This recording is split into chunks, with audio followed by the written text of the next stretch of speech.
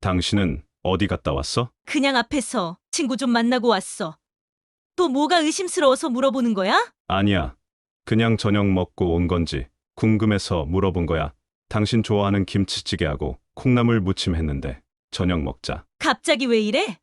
나 입맛 없어. 그래도 만들었으니까 한 입만 먹어. 서로의 이름을 자기들이 키우는 애완견 이름으로 바꿔 부르며 1년 넘게 불륜을 처하는 것도 모자라 창간남 뽀삐한테 선물 받은 개 목줄까지 차고 짝짓기를 처하는 암캐 주제에 밥까지 해준다는데도 뭐가 그렇게 불만스러운지 어처구니가 없었는데요. 순간 열이 뻗쳐 올랐지만 사람이 개와 같은 수준이 되면 안 된다는 생각을 하며 광견병 걸린 문빛으로 쏘아보는 초코년을 식탁에 앉히고 준비한 저녁을 차려주기 시작했습니다. 밥그릇과 국그릇에 제가 먹을 밥과 김치찌개를 담아 식탁에 올리고 초코가 쓰던 개밥그릇을 꺼내와 김치찌개와 콩나물을 어제 내놓은 찬밥과 정성스럽게 섞어 훌륭한 개밥을 만든 뒤 와이프년 앞에 갖다주며 말했습니다. 초코야, 밥 처먹자. 예상 못한 저의 행동에 당황을 했는지 눈을 동그랗게 뜨고 한참을 쳐다보던 초코녀는 이내 제 뜻을 알아챘는지 갑자기 화를 내며 개 밥그릇을 식탁 아래로 밀쳐 엎어버리고는 맹렬히 짖기 시작했습니다. 설거지할 때, 운전할 때 듣는 고품격 토크쇼 서른톡 TV에 오신 걸 환영합니다. 오늘 사연은 철두철미하게 바람을 피우는 아내와 상간남을 생각지도 못한 방법으로 박살을 내버린 어느 터프한 40대 남편의 이야기입니다. 본격적인 영상 시작 전 구독과 좋아요 부탁드리고 지금 바로 사연 시작하겠습니다. 안녕하세요. 성남에 살고 있는 40대 초반 남자 초코사랑입니다. 최근 아내의 불륜이 의심되어 카페에 가입하게 되었습니다. 의심을 하게 된 계기는 2달 전 일을 하는데 갑자기 배탈이 나서 반차를 쓰고 일찍 집에 오게 되었는데요. 집에 있으리라 생각했던 아내는 반려견 초코를 데리고 어디로 나갔는지 집에 없었습니다. 여기까지는 별일이 아니었는데 집 앞에 놓인 소포를 열면서 의심이 시작되었습니다. 소포를 열어보니 웬개 목줄이 있었는데요. 저희 집 반려견은 소형견인데 안에 들어있는 게 목줄은 대형견 용도로 보였습니다. 처음에는 그냥 잘못 시킨 건가 싶었는데요. 가만 보니 재질도 그렇고 디자인도 그렇고 뭔가 일반적인 게 목줄이 아닌 느낌이었습니다. 뭐랄까 성인용품 같은 느낌이랄까요? 아닐 수도 있기에 일단은 모르는 척하고 집에서 쉬고 있었는데 5시 정도 되니 아내가 집으로 들어오더군요. 오늘 왜 이렇게 일찍 퇴근했어? 나 배탈이 나서 반차 내고 병원 갔다 왔어. 아, 배탈이 났다고? 아이고 많이 아픈가 보다. 그래도 일찍 올 거면 미리 말을 해주지. 아니, 집에 있을 줄 알았지. 근데 어디 갔다 왔어? 아, 애견 동호회 사람들하고 만나고 왔어. 그거 원래 수요일 저녁에 하는 거 아니야? 그냥 만날 수도 있지. 피곤하게 왜 이렇게 캐물어? 내가 무슨 구황작물이야? 아내는 제가 어디를 갔다 왔는지 물어보자 갑자기 짜증을 내더니 소파에 앉아 TV를 켜더군요. 느낌이 너무 쎄해서 가만히 아내를 지켜봤는데 TV를 틀어놓고 눈동자는 식탁과 거실을 훑어보며 마치 무언가를 찾는 듯 보였습니다. 그래서 아까 소포 온 거 있던데 걔 목줄을 왜 그런 걸 샀어? 아니, 왜 남의 소포를 막 뜯어보고 그래? 그거 초코 거야. 아내는 또 짜증을 내더니 갑자기 일어나서 소포를 열어보더니 에이, 잘못 샀네? 라고 말을 하고는 다시 포장을 하고 반품을 했습니다. 연애 10년 결혼 생활 2년 차.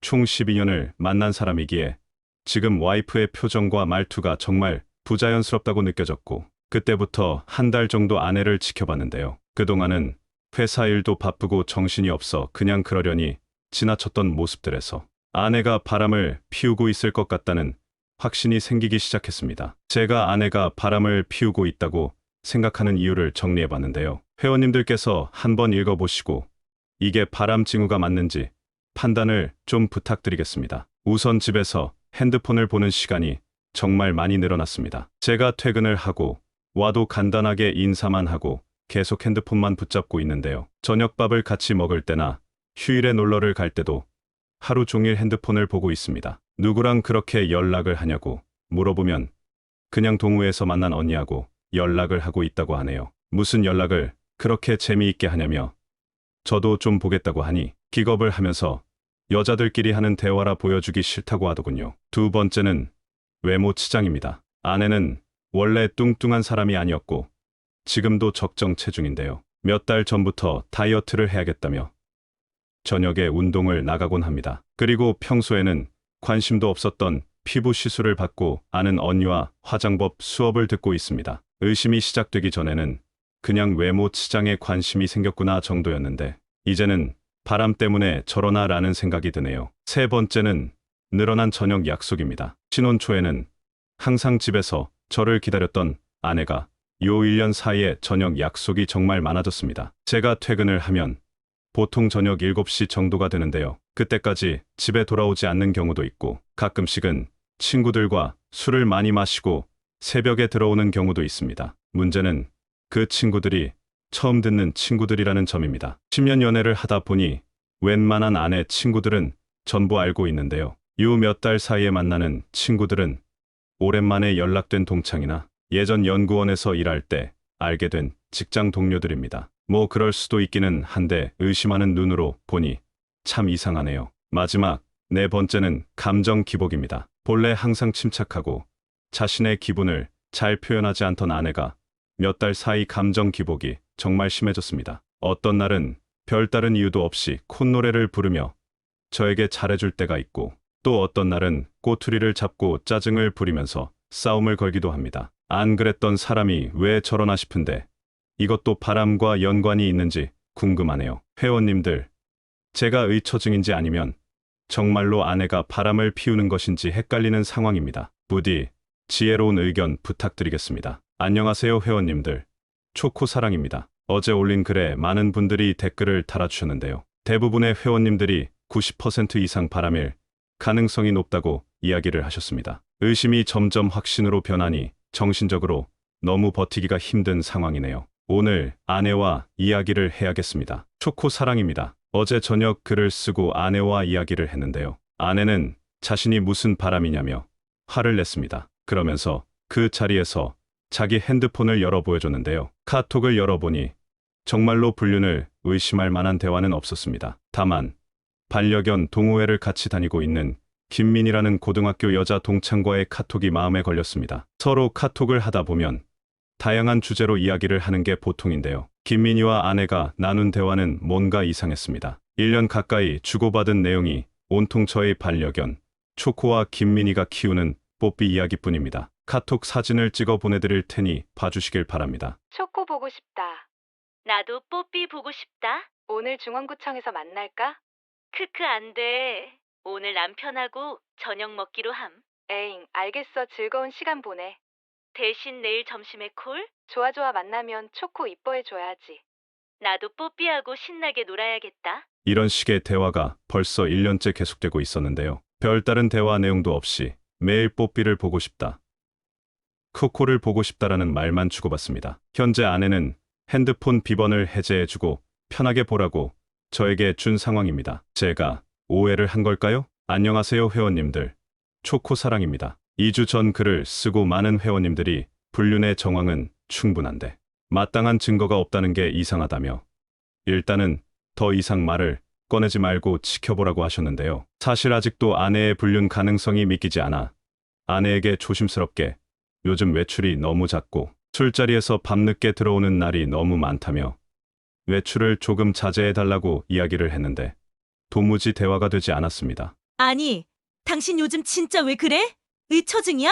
당신 퇴근 시간은 맨날 밤늦고 그럼 나는 초코하고 하루 종일 뭐 하냐고. 나 집안에만 있으면 너무 답답하고 우울해. 동호회 사람들이나 친구들이라도 만나야지 살 것 같다고. 내가 외출하는 게 싫으면 일찍 집에 오던지. 결혼한 유부녀가 툭하면 남자들 있는 동호회 나가고 친구들하고 술 마시고 늦게 들어오는 게 맞는 거야? 그리고 내가 야근을 하고 싶어서 해. 아파트 대출금하고 부모님한테 빌린 돈 이자 내려면 회사 다녀야 하니까 그런 거잖아. 그리고 내가 이런 말은 안 하려고 했는데 아기 만들겠다고 잘 다니던 연구원도 그만두고 나왔으면 술 마시면 안 되는 거 아니야? 임신할 생각은 있는 거야? 부부 관계도 피해서 안 한 지 벌써 몇 달째야? 요즘 도대체 왜 그러는 거야? 반려견 동호회 당신도 나갔었잖아. 거기 남자들 전부 아저씨에 한참 어린애들밖에 없는데 좀 만나는 게 어때서? 그리고 왜 자꾸 임신하라고 재촉하는데? 애 낳으려고 나랑 결혼한 거야?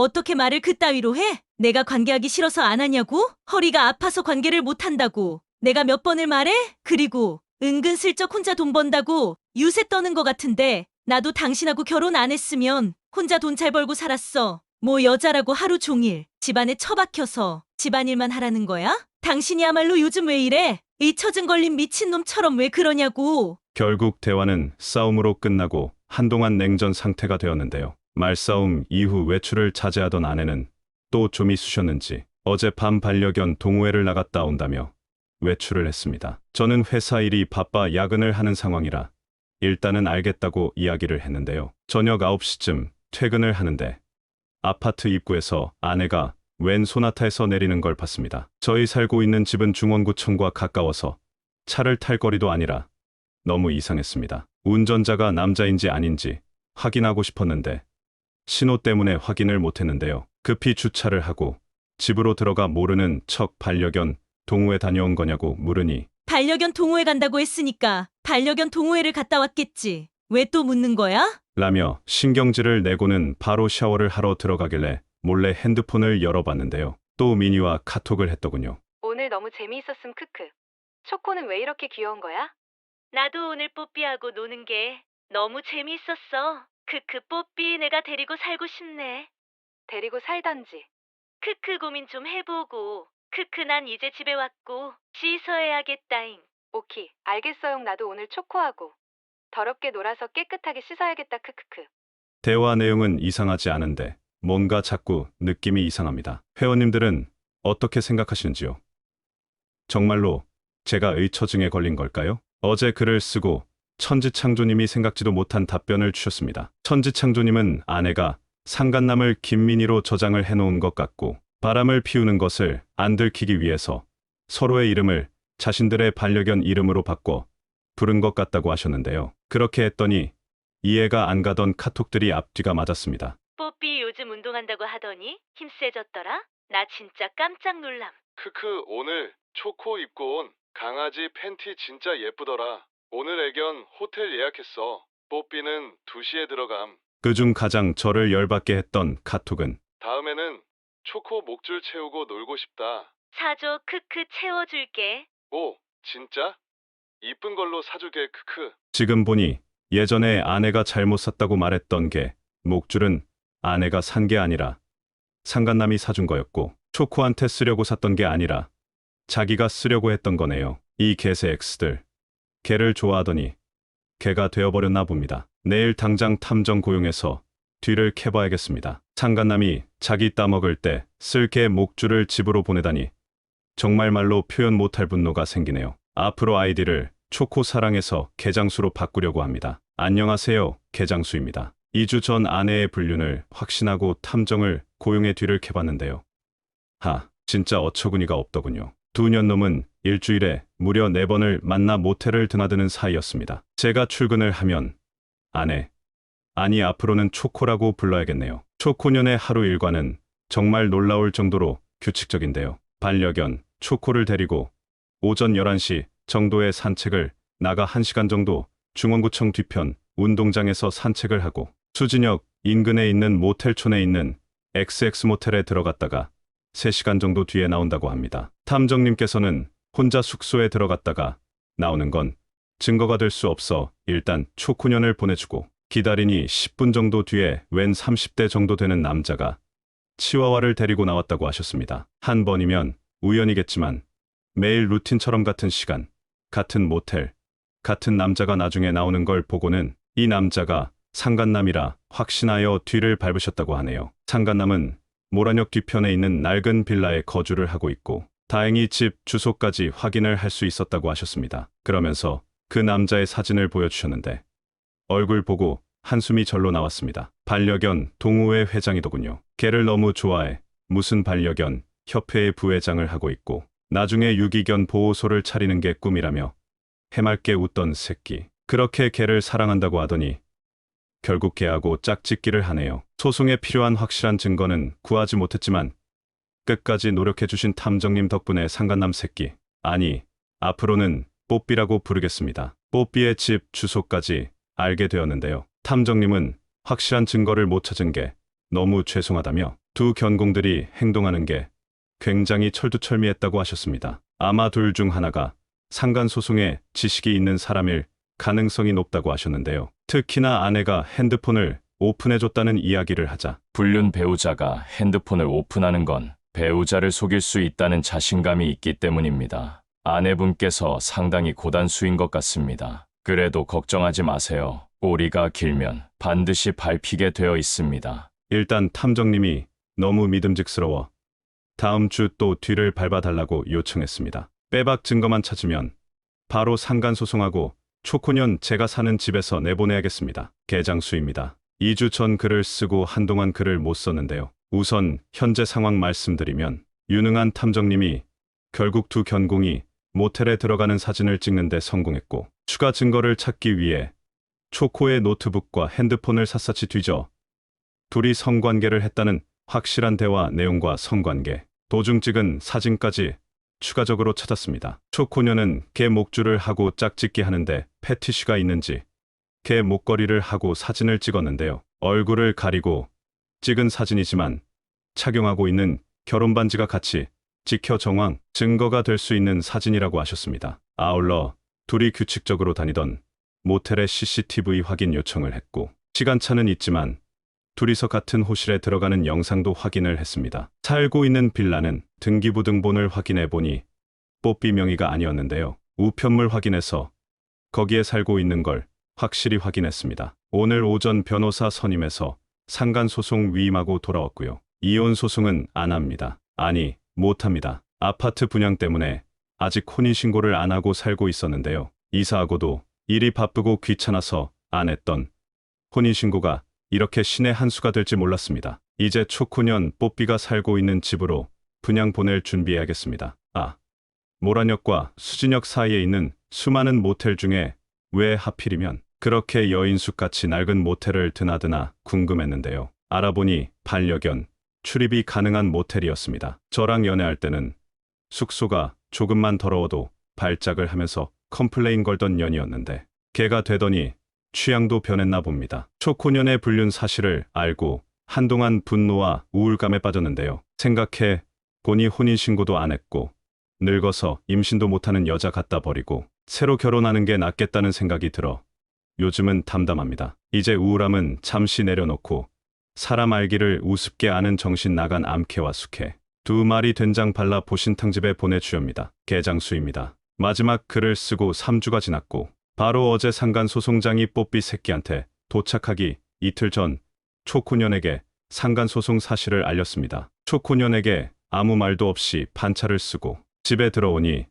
초코년은 평소 루틴대로 뽀삐와 짝짓기를 하러 나갔는지 또 집에 없었는데요. 이제는 정말 짝짓기에 정신이 나가버린 건지 초코까지 집에다 내버려두고 나갔더군요. 어떻게 하면 복수를 제대로 할 수 있을까 싶어 생각을 하다가 초코를 빼앗기로 마음을 먹게 되었습니다. 집 근처 애견 호텔에 연락을 해서 초코를 맡기고 집으로 돌아왔고요. 초코년의 옷가지와 생필품 몇 개를 이마트에서 미리 가지고 온 라면 박스에 대충 쑤셔넣고 퀵서비스를 불러 뽀삐 사는 집으로 보냈습니다. 그런데 짐을 싸던 도중 정말 열받는 진실을 알게 되었는데요. 초코년 피임약을 먹고 있었습니다. 임신하겠다고 잘 다니던 직장까지 때려치우고 집에서 퍼질러 놀더니 하라는 임신 준비는 안 하고 몰래 피임약 처먹으면서 뽀삐하고 짝짓기를 하고 있었네요. 너무 화가 났지만 그래도 10년 넘게 사랑했던 여자이기에 마지막 제 마음을 보여주고자 손수 저녁을 만들었습니다. 초코년이 사람일 때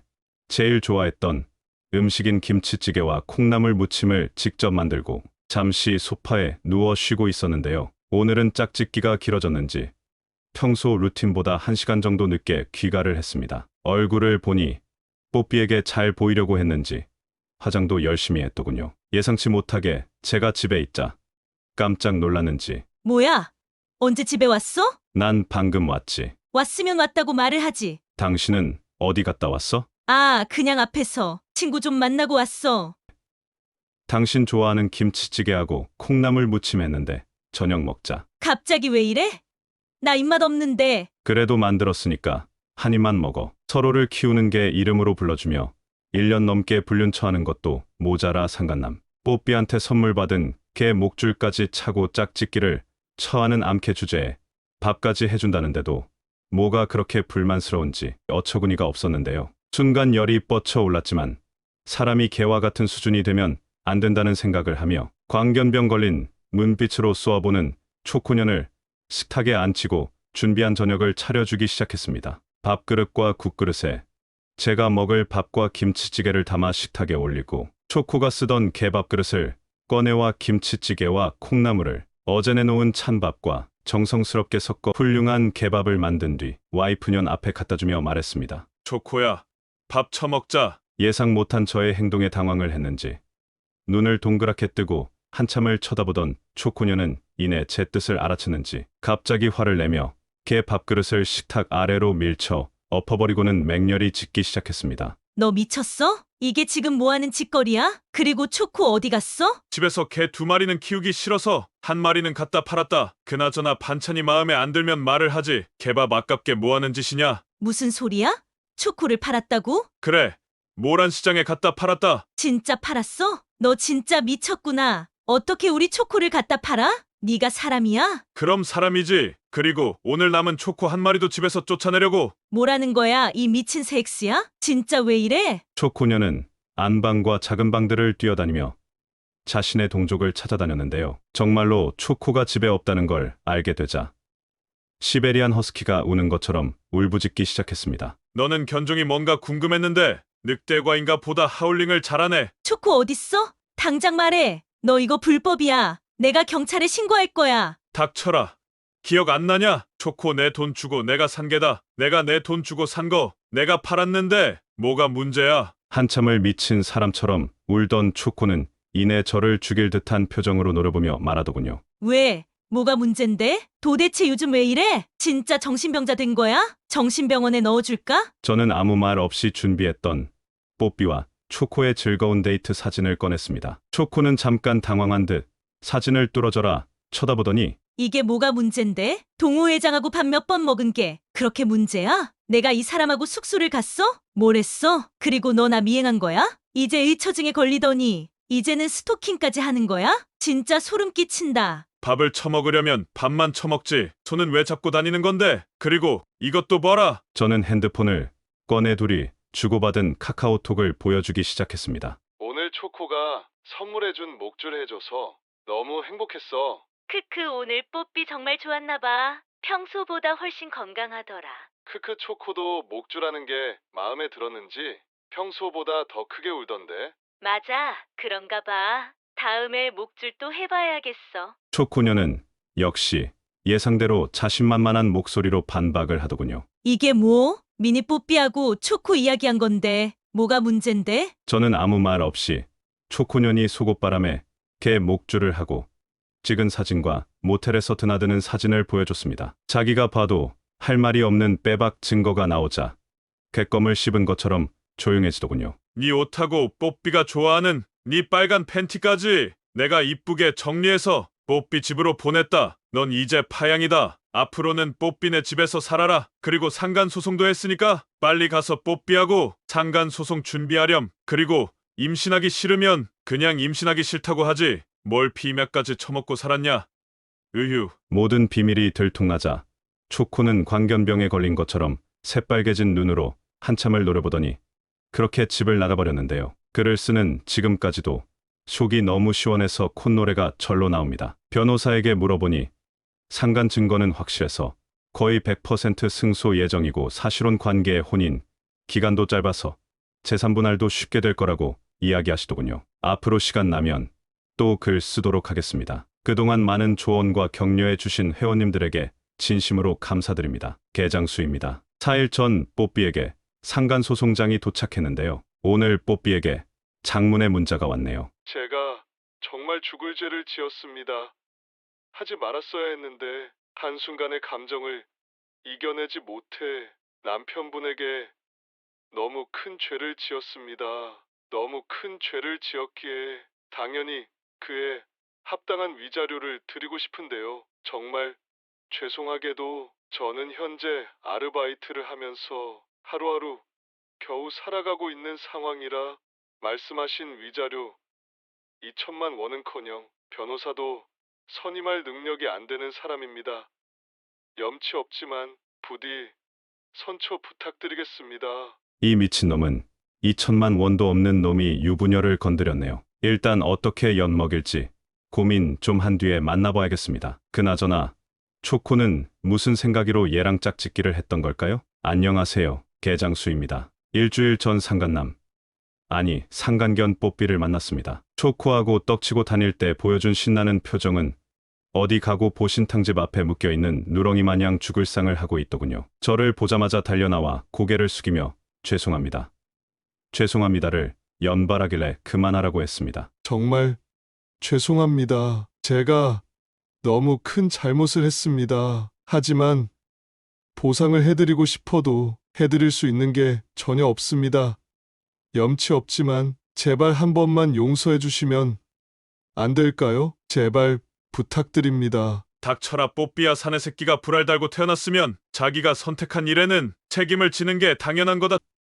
초코하고 신나게 모텔 드나드는 거 보면 주지는 제대로 달려있는 것 같은데 왜 자꾸 중성화 수술 당한 숙회처럼 깨갱거리냐? 하지만 정말 제가 해드릴 수 있는 게 없습니다. 사모님하고는 상간소송 이후로 단 한 번도 만나지 않았고요. 앞으로도 다시는 만나지 않겠습니다. 책임을 지라니까 자꾸 딴소리를 하냐? 그리고 왜 해드릴 수 있는 게 없냐? 너 살고 있는 집 보증금 있잖냐? 집 보증금까지 빼면 저는 어디서 살라는 말씀이세요? 그리고 보증금 해봐야 3천만 원인데 그거 빼버리면 저는 어떻게 합니까? 형님, 제발 저 좀 살려주세요. 나이도 30 후반인 놈이 2천만 원이 없냐? 그럼 이렇게 하자. 너 사는 게 너무 딱하니까 변호사비 500만 원은 내가 내는 걸로 하고 위자료도 분할로 낼 수 있도록 허락해 주마. 물론 이자는 있겠지만 당장 살고 있는 집에서 나가지는 않아도 될 거다. 감사합니다. 감사합니다.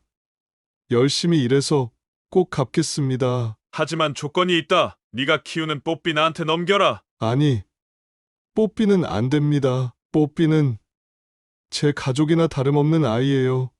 제발 다른 조건이면 뭐든 하겠습니다. 이 이기적인 새끼 봐라. 넌 유부녀 건드려서 한 가정을 망쳐놓고 그깟 개엑스끼는 네 가족이라서 못 주겠다고? 관둬라. 나도 그냥 소송할란다. 한참을 울며불며 매달리던 뽀삐는 결국 위자료를 1년에 걸쳐 분할 납부하기로 하는 합의서에 서약을 했고 다음 날 키우던 뽀삐를 제 앞으로 데려왔습니다. 그런데 이 미친놈이 짐을 한 보따리 싸가지고 왔더군요. 이건 뽀삐가 좋아하는 애착 인형이고요. 환경이 바뀌면 많이 놀랄 것 같아서 평소에 쓰던 베개도 넣었습니다. 이건 뽀삐가 좋아하는 사료하고 간식 목록인데요. 닥쳐라 정신 나간 새끼. 걔만 주고 가라. 남의 집을 개집으로 만들려고 하는 거냐? 이렇게 걔한테 돈을 써대니까 30 후반 처먹고 2천만 원이 없어서 키우던 개까지 빼앗기고 살지. 빨리 꺼져라. 그리고 위자료 깎아준 게 아니고 분할 납부다. 매월 초 아침 8시까지 이체시켜 놔라. 아니면 압류 걸어서 보증금 다 털어버릴 테니까.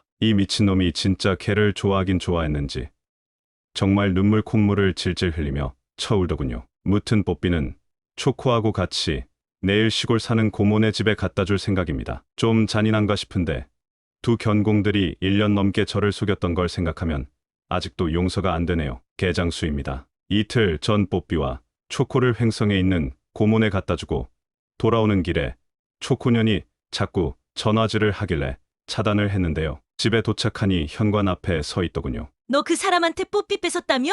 갖다 버린 개엑스끼가 자기 발로 집을 찾아왔네. 하얀 마음 백구냐? 할 말 없으니까 꺼져라. 넌 파양이라니까. 네가 사람이야? 어떻게 가족을 빼앗아? 너 뭐야? 걔가 가족이라고? 너 진짜 걔였냐? 그만 비꼬고 뽀삐 돌려주고 초코 어디 있는지 말해. 모란시장 옆에 건강원 뒤져봐라. 거기 있을 거다. 빨리 가야 할 걸 잘못하면 네 가족 개수주 된다. 이 미친 새끼.